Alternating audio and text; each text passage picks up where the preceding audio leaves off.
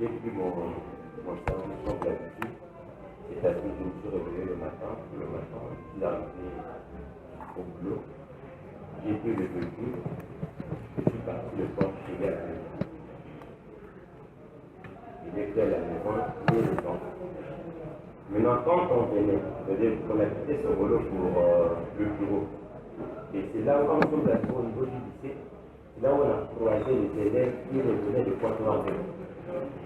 J'ai continué à rouler sans problème, jusqu'à ce que nous sommes arrivés au boulot.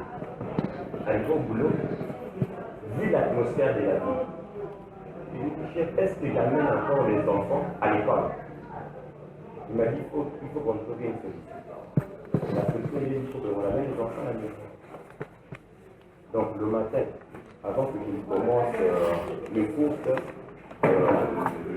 travail, j'ai amené les enfants à la maison. J'ai ramené les enfants à la maison. Et donc, du bureau à son boulot. Et de son boulot, je trouve encore le bureau sans incident. Arrivé au bureau, j'ai commencé mes courses que je fais d'habitude. Je suis parti à Pointe-Carré, récupérer le permis. Et je suis revenu au bureau. J'ai remis le permis en place. Et puis, les gens ont commencé à récupérer leur permis, le travail. Voilà comment je suis parti maintenant dans le bureau du chef. Parce que l'atmosphère n'était pas bonne. Par rapport au bureau du chef, en même temps, on était posé de jouer des liens. C'est non, Serge, viens. Je me lève du bureau de M. Pambou, je vais maintenant dans notre bureau HC. Quand j'arrive là-bas, il m'a dit, il faut qu'on sorte. On va sortir au fait pour avoir carré parce que j'ai rendez-vous avec Madame Lili. Il tire le tiroir. Il sort le taxeur. Je pense même que vous connaissez le taxeur. Il m'a dit ça, c'est pour manger le problème. Je ne suis pas faire pareil. Il m'a dit ça, c'est pour manger. Il a pris le taxeur, il l'a mis dans la poche. J'ai démarré le véhicule, nous sommes sortis. J'ai démarré le véhicule, voilà comment on est parti à Pointe-Carré. Nous sommes arrivés à Pointe-Carré. J'étais là où on regarde d'habitude, c'est-à-dire dans le parking. J'étais en Pointe-Carré, vous savez, les amis, les collègues, les services. On parlait effectivement de ce qui s'est passé dans la ville le jour en question. Il sort du bureau. Donc, il me dit, c'est un pas. Voilà comment je démarre la voiture, je m'en vais. Et quand nous sommes arrivés au niveau du rond-point des Amoureux, j'ai dépassé le rond-point des Amoureux. Il y a un endroit où les voitures font souvent des accidents. Il y a un carrefour. Quand nous sommes arrivés là-bas, il m'a dit dévier. Il m'a dit, on passe par la guerre. J'ai dit, chef, on ne passe plus par la guerre. Parce qu'il y a des militaires là-bas. Quand on est passé, il y avait des militaires. Il y a des militaires là-bas, on passe plus. Mais il passe, je me suis même arrêté au milieu de la voie pour que je fasse marche en arrière. J'ai dit non, chef, si je fais la marche en arrière, on risquerait de causer un accident. Juste pour calmer-moi. Voilà pourquoi j'ai continué. Mais maintenant, on a dit le deuxième carrefour. J'ai pris le deuxième carrefour, c'est dans le mur de Tikaya. Quand je prends le mur de Tikaya, j'arrive au carrefour de Laïs. Je tire le nom pour partir. Et quand j'ai vu, donc il y a la direction des terres à côté, et il y a la terre aussi à côté. Donc il y avait le premier camion qu'on appelle, la première voiture qu'on appelle Béchi de la police, et puis un Quaster, et puis un autre Béchi. Donc quand on a dépassé la première Béchi, le Quaster, et c'est là où il a commencé à fuir. Il sort son portable, il a commencé à fuir. Le premier policier nous a interpellé. Monsieur, il était comme monsieur, il dit, je cite, je vous filme pas, c'est pas vous, mais j'ai pris la photo du bâtiment, parce que le bâtiment était en feu. Voilà comment j'ai continué. J'étais au volant, je suis en train de continuer. Devant là, il y a un carrefour. Juste à la direction des terres, il y a un carrefour. Donc, il a continué à prendre des photos. Maintenant, quand j'ai marqué avant que je marque le stop, puisqu'il avait insisté à prendre des photos, un deuxième policier nous a dit, monsieur, pourquoi tu prends les photos? Lui, il répond au policier, est-ce que vous avez un mandat qui interdit aux passants de prendre les photos? Ça, c'était ça. Il a commencé à parler. Le policier je crois, n'avait plus d'argument. Voilà comment il va faire recours, puisque devant le reste, voilà comment il va faire recours au capitaine qui est à côté. Mon côté, il y a la bataille là, quand on a la photo, on a fait ici Bango, mais à zone de bateau mine. Que le capitaine a donné donc. Arrêtez-moi la voiture là et puis dégonfler le rat. Voilà comment ils ont accepté la voiture. Ils ont accepté la voiture, ils ont commencé à. Ils ont sorti les poignards, ils ont commencé à dégonfler le rat. Mais il y a un qui est venu directement de son côté là, qui a coupé il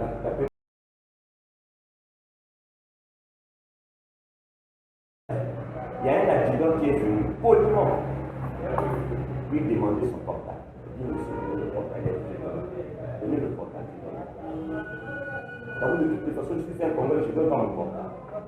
Si c'est comme ça, j'appelle le colonel. Le capitaine qui dit, tu peux appeler même station des secondes, il faut le taper.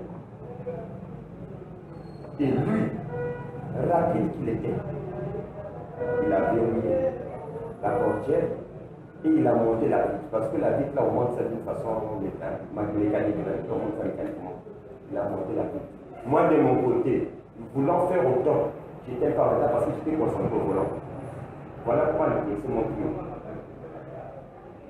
Il y a un deuxième policier qui venait, j'étais en train de me débattre. Il y a un deuxième policier qui est venu pour prendre le contact de la voiture.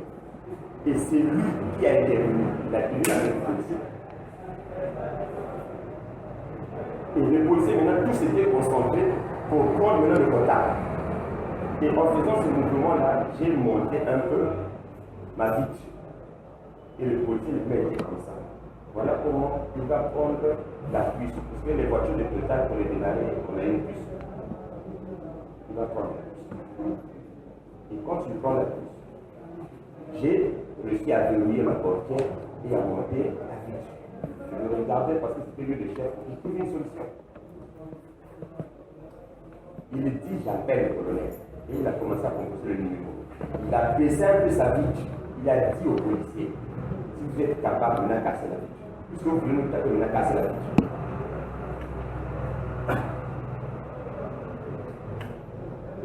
Cassé. Vous êtes des hommes cassés maintenant la vitre. Cassé, je vous attends cassé.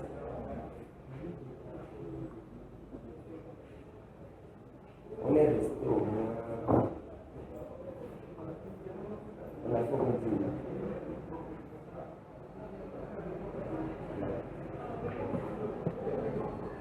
Le colonel, il y a un colonel qui est venu. Il était debout de l'autre côté, juste en face du portail de la guerre. Donc il suivait toute la scène. Quand j'ai baissé ma face, j'ai vu le colonel. Je le connais de face, mais c'est le nom que je ne connais pas. Je l'ai salué. Et lui aussi, quand il a tourné le colonel, il a salué le colonel. Et voilà comment le colonel il a fait un signe de la main pour il a fait ça.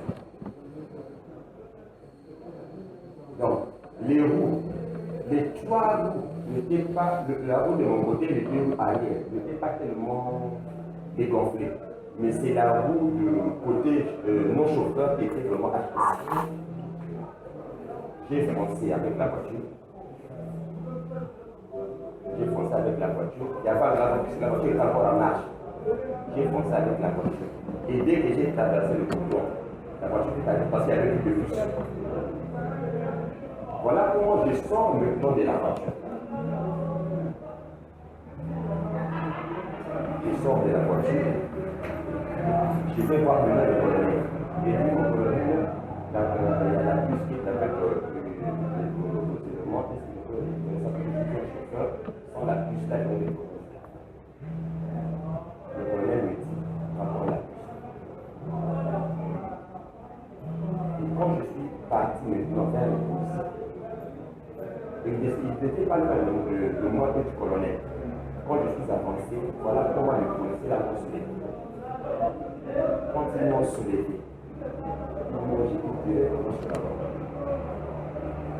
Il y a un qui est venu, qui a mis son genou là, sur ma voiture. L'autre m'a tenu là, il a plié fort. Et les restes m'ont tenu les mains pied, ils m'ont tourné. Et quand ils m'ont tourné, ils m'ont emmené. Je me dis, mais qu'est-ce que j'ai fait? C'est la question que je pose. Qu'est-ce que j'ai fait?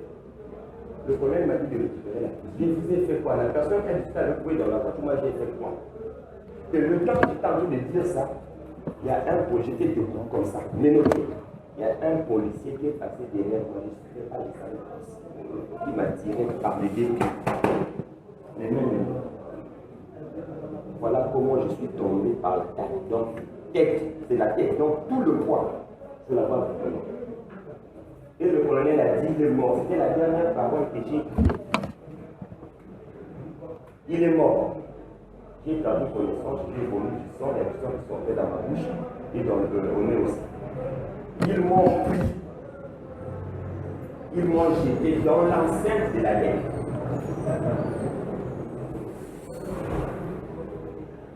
Parce qu'ils m'ont pris pour mort. Parce que la tête avait résonné quand c'est tombé sur la voie. Et je suis resté là. La partie, quand ils m'ont jeté, j'avais toujours le main, le noté. Je suis tombé aussi face contre terre. Maintenant, dans là où il m'avait jeté, il y a de l'eau qui coulait. Parce que les sapeurs-pompiers avaient éteint le feu. Donc il y avait, la partie était mouillée. Maintenant, quelques minutes après, c'est la fraîcheur là, qui m'a réveillé. Et quand je me réveille, j'ai regardé le sol avec du sang. Et quand j'ai tourné ma face vers la sortie, c'est là où j'ai lève. Et les policiers ont crié, mais c'est lui qu'il fallait taper. Il a fui. Je l'ai vu fuir, j'étais le commissaire, je l'ai vu fuir. Il est parti dans la voiture, il a venu en train de porter. Maintenant, le gouverneur, il disait, bon, il faut que je me mette à Vindoulo, parce que c'était, comment, les gars sont venus pour le matin, le colonel et le commissaire. Il faut que je me mette. Bon, me mailler à Saint-Denis. Mon père, c'était un peu de temps, c'est que ma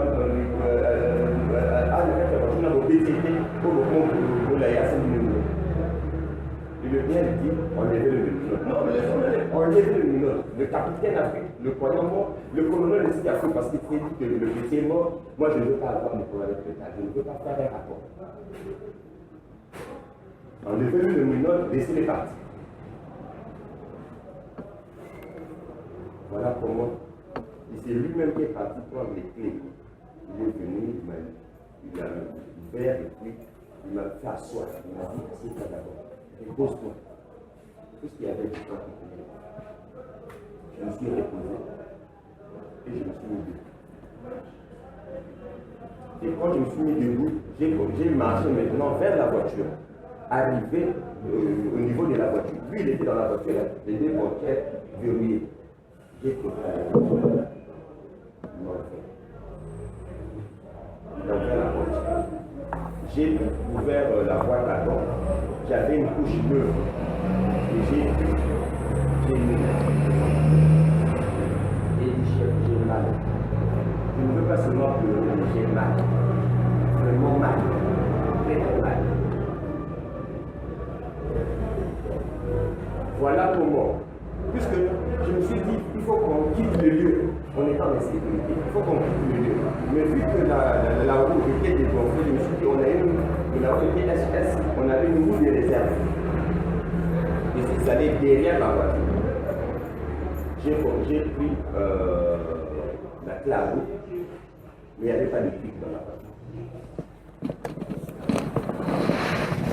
J'ai pris la roue de réserve avec la manivelle et descendu ça. J'ai amené ça là, j'ai enlevé j'ai déboulonné les écoutes.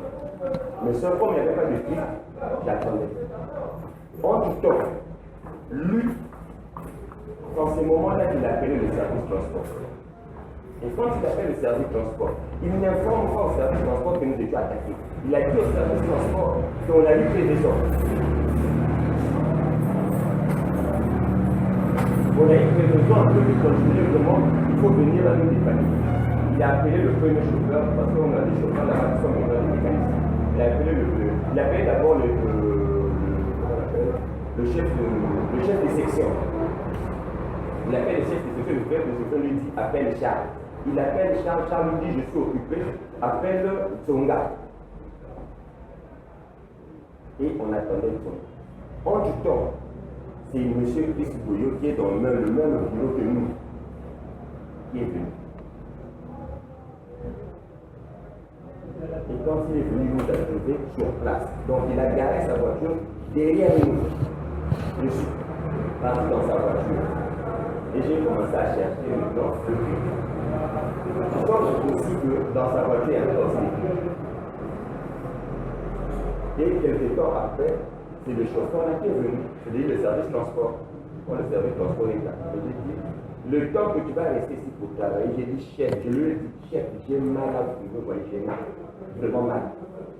Il est resté calme, écoute, il faut qu'on fasse un procès.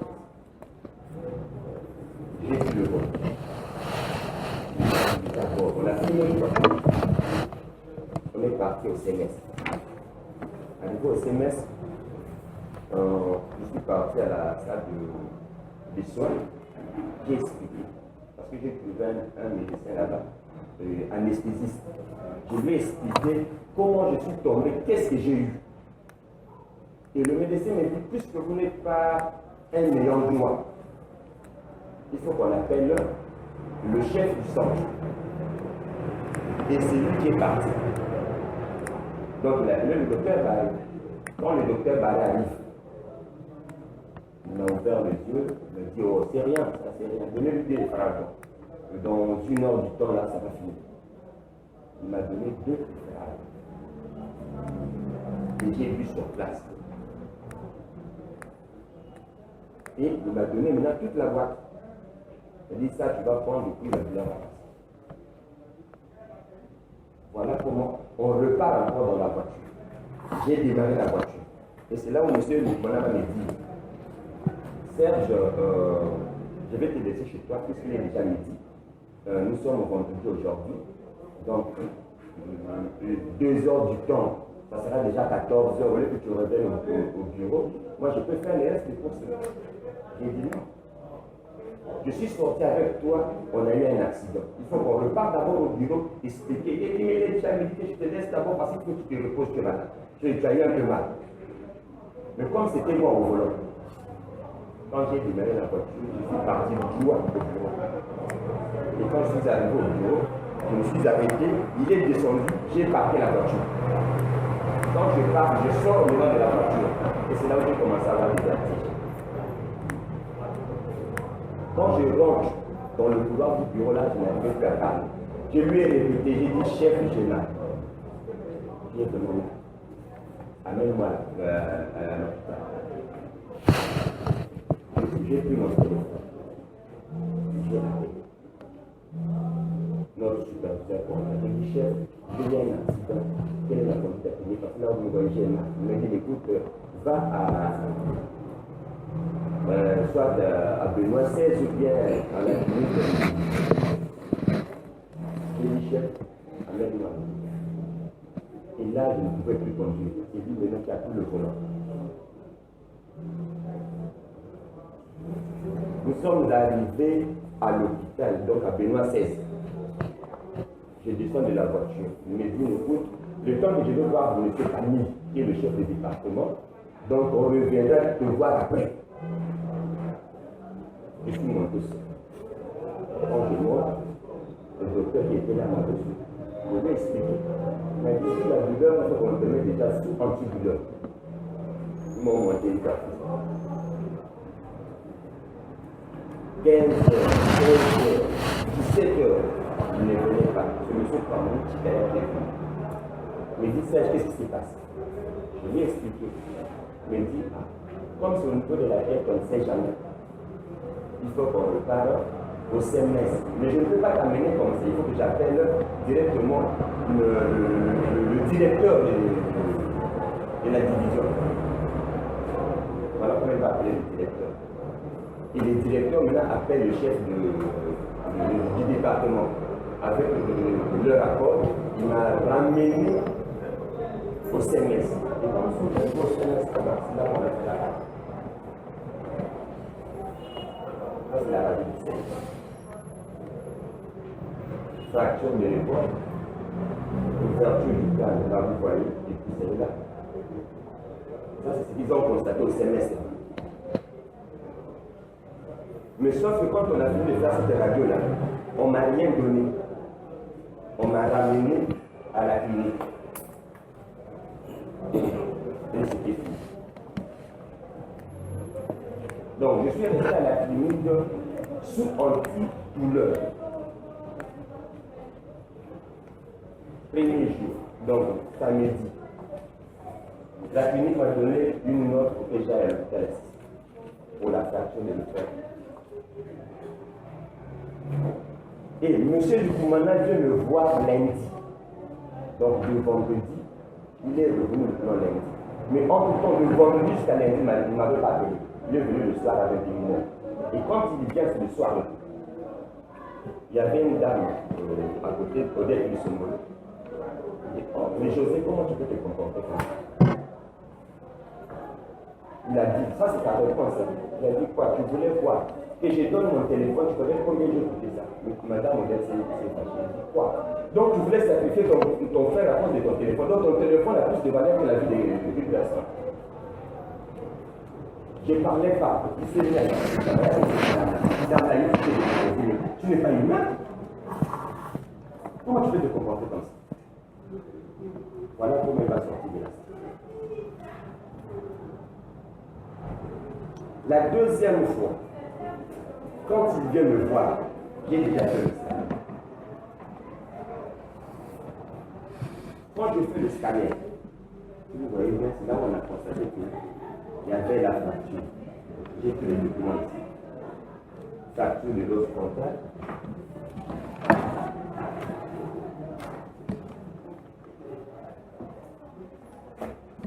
La compliquée là. Fracture de l'os majeur gauche avec le sinus latéral. Fracture de la table interne de l'os frontal. Absence de lésion parachimateuse. Ça c'est quand je fais le plan. C'était le 11. L'accident s'est passé le 5.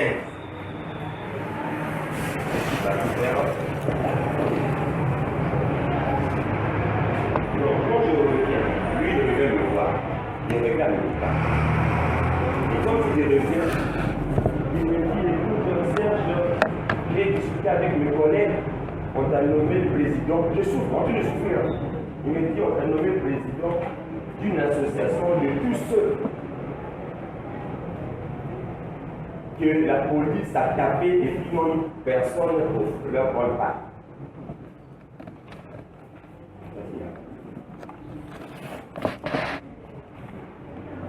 Mais écoute, j'ai appelé, j'ai discuté avec les quotidiens, j'ai discuté avec le docteur Akanda, j'ai discuté avec le docteur Barré, j'ai discuté avec Madame Alice Likoko.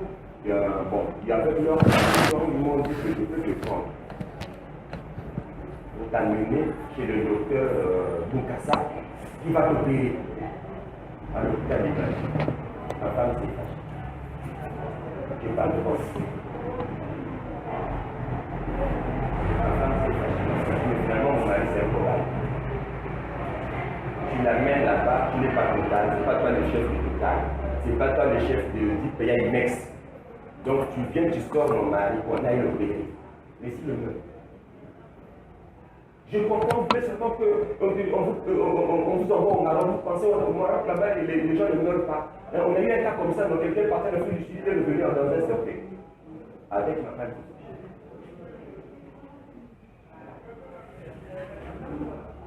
Il revient encore. Il a pris son portable. Il était là, il dormait, il a pris son portable. Il a pris son portable, il a commencé à filmer la conclusion. J'ai dit, ça ne sert pas chef, tu peux prendre le papier. Parce qu'il filmait ça d'une façon cachée. J'ai dit, non chef, tu peux prendre le papier. C'est une photocopie.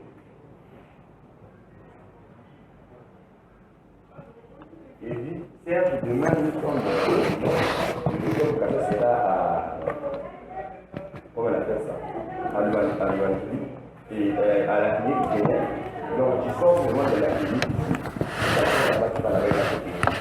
Moi j'ai un peu d'argent, je vais donner, et puis les parents vont me dire. J'ai accepté. J'ai dit, ok, demain, je demande que je ne suis pas là. Mais on dit quand j'étais à l'hôpital, donc du 5 jusqu'au 15, j'étais abandonné à moi-même et je ne prenais que des antibiotiques. Tous les jours, j'étais sur antibiotiques. Du 5 au 15, je me suis dit, donc, c'était tellement enflé que toute la partie était devenue noire. J'ai dit, je me suis dit, si je reste comme ça, je fais confiance à la justice. Si je reste comme ça, là, je peux mourir. Voilà comment j'ai fait appel à la parole. J'ai appelé l'homme. J'ai dit, tonton, si tu ne donnes pas le suffisamment, on va pratiquer pour la classe. Quand il est venu, il a vu le résultat. Et quand il a vu le résultat, il était fâché. Il a dit, il faut qu'on rencontre le DRH de l'État. Et puis on verra si on peut trouver une sanction. Parce que la priorité quand les soins est. Mais on commence par là où tu prends ton service tous les jours. Quand on va au DMG, la sûreté nous dit que nous ne pouvons pas. Mais avant qu'on parte, j'ai appelé d'abord le chef. On lui dit, ah chef, il y a ma famille qui est venue. Donc on souhaite vous rencontrer. Et quand on est parti au DMG, quand on est parti, il n'y avait pas, le chef n'était pas là. Mais ils ont pu lui aussi, il était là, mais il s'est caché dans les toilettes. Parce qu'on l'a cherché au bureau, il n'était pas dans son bureau. Mais il était là, il s'est caché. Quand on sort, on rencontre M. Pangou Chikaya. Donc avec lui, la famille a discuté. Mais au moment où on est en train de discuter, et c'est là où IMEX a envoyé maintenant le mail pour dire à Total qu'il y a un agent qui a fait un accident, c'est tellement grave, on fait quoi?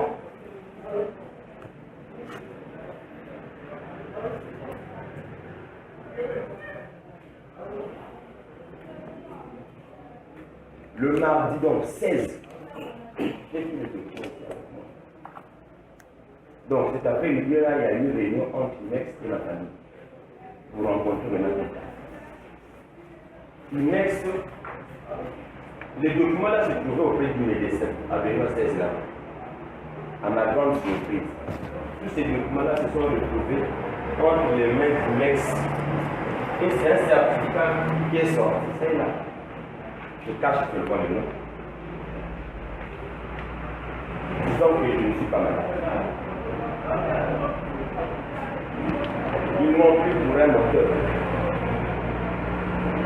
Il n'est pas malade, il parle. C'est un auteur.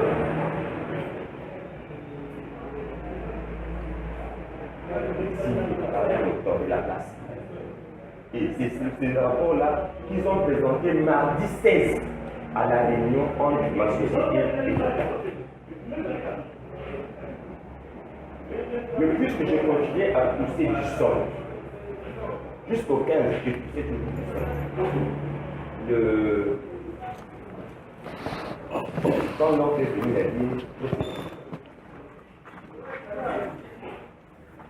a dit, si vous ne trouvez pas une solution, on change de cas. J'ai plein de mandats, mais voilà, je vais pas voilà comment il met sur va envoyer quelqu'un. On est réparti à l'hôpital assisté. Quand on repart à l'hôpital assisté,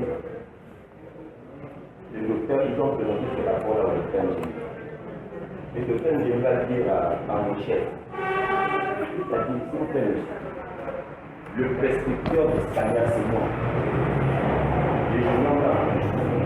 Si on ne le perd pas, ça sera encore plus tard.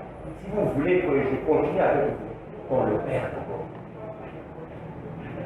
C'est là où il est fallu encore. On le perd. Après, revenez me voir.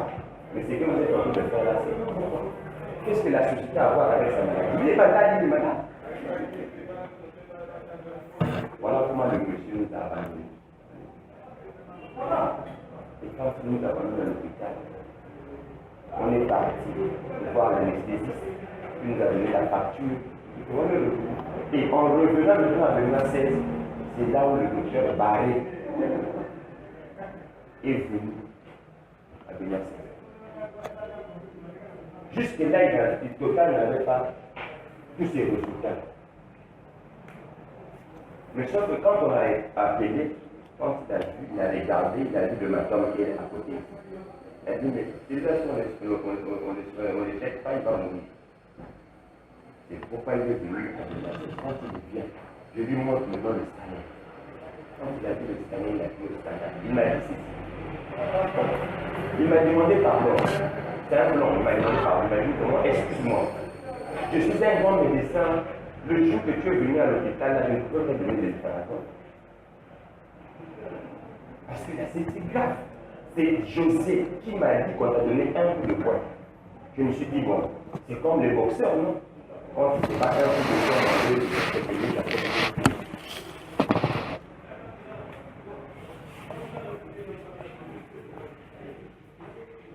Quelques minutes après, c'est fini. Comment excuse-moi? Il faut que le transfert à la 100% pour que t'amènes à la clinique. Voilà comment on m'a amené à la clinique. Et à Guinée là-bas, j'ai fait 5 jours encore. Donc c'est le 6e jour qu'on m'a opéré. Donc j'étais presque proche à la mort. Le premier jour que le docteur Njembi a programmé mon intervention chirurgicale, c'est-à-dire là. C'est-à-dire c'était un mardi qu'il devait m'opérer. Le mardi matin, là sûrement mes chefs sont là, je discutais avec eux. C'est un docteur de Guinée qui appelle le docteur Njembi. Pour lui dire, mais ton malade là c'est un capricieux. Il a dit qu'il ne veut pas que je puisse l'opérer. Lui, son problème est qu'on n'a pas les chercher. Je peux me dire, si on le fait, il va mourir. Mais quelle est la conduite à tenir? Non, on va les sortir de l'hôpital. Mais en tout temps, le docteur Njembi a réfléchi, a dit, bon écoutez, j'ai des choses à lui dire. Il est venu à 21 h. Quand il est venu à 21 h, il m'a appelé, moi et ma femme. Il m'a dit, tu es marié, tu as une femme, tu as des enfants, et c'est là où il a pris l'Espagnol. Il m'a dit, je ne savais pas tout ça, je voyais seulement les images. Vous voyez bien que là, c'est tout le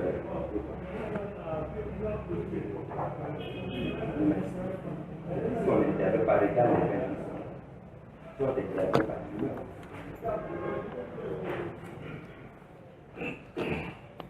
Pourquoi tu as refusé qu'on puisse t'opérer sur la tragédie? Comment je peux refuser? Mais si on m'a appelé, c'est pour me dire que.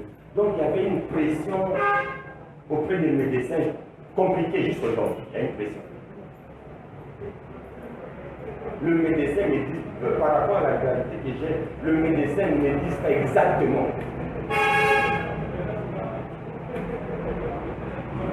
Il m'a opéré, l'opération a fait 2h30 et je suis sorti. Jusqu'au moment où je vous parle, toute la partie.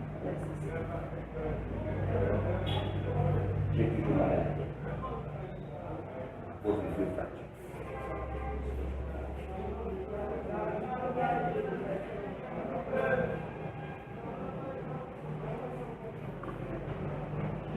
Mais, je reviens sur un point. Le jour qu'il est venu à l'hôpital, quand il s'est chamaillé avec ma femme, il y avait un jeune homme à côté, qui est le petit frère. Je ne peux pas dire le petit frère, qui est aussi un collègue de service, il est à côté. Il m'a dit, Serge, le matin, là, le 5, avant que je ne t'appelle toi, il est venu d'abord. Il m'a dit, je vais sortir, je vais prendre Serge, on sort, on va faire le reportage.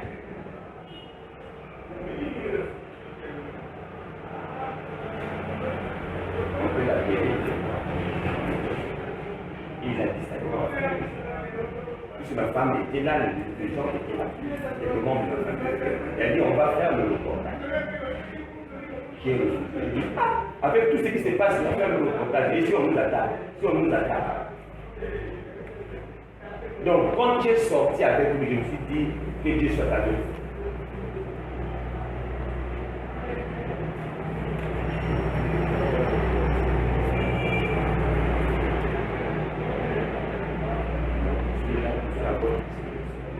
S'il pense que dans mon rapport, j'ai acheté ou bien j'ai inventé, ça ne veut pas. Il est conscient là où il est. Que ce que je dis là, c'est ce qui s'est passé. Il est conscient. Ça m'étonne même de son comportement vital. Parce que depuis là, c'est maintenant qu'on se voit avec lui.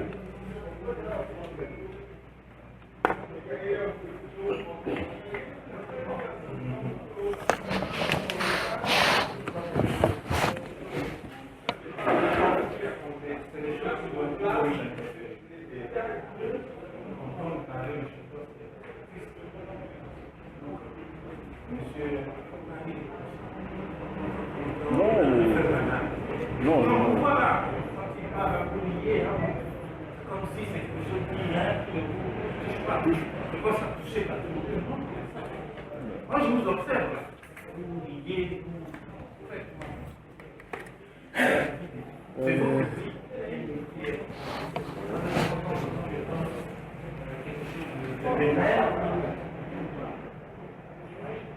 donc, je pense que avant-hier, on a entendu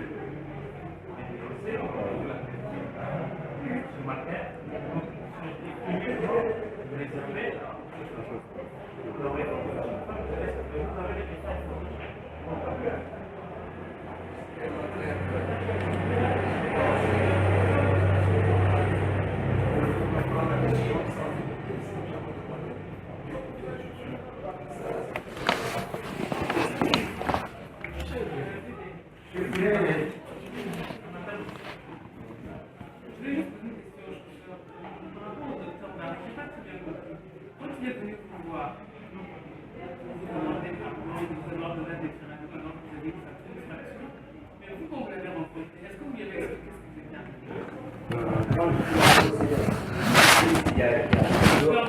En dehors du docteur Barré, il y a le monsieur qui m'a reçu, c'est aussi un docteur, mais c'est un anesthésiste.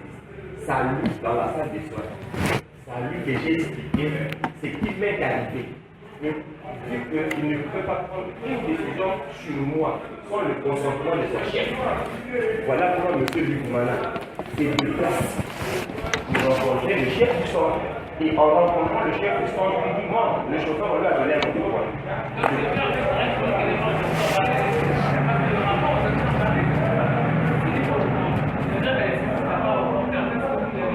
Mais quand le chef vient, l'anesthésiste est là, lui aussi il est là.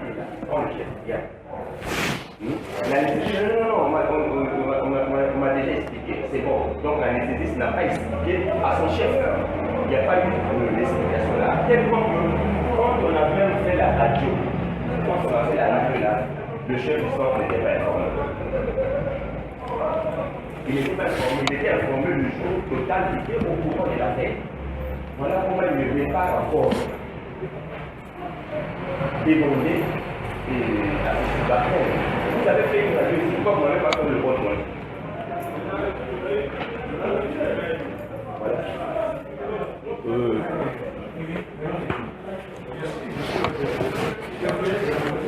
Parce que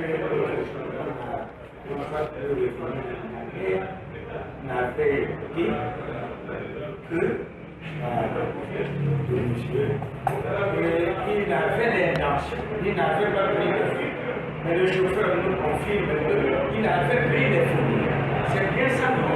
C'est bien ça, il avait pris des fous. S'il était humble, je vous le dis, s'il était humble, il demandait pardon aux policiers là. S'il était humble. Merci, monsieur le président.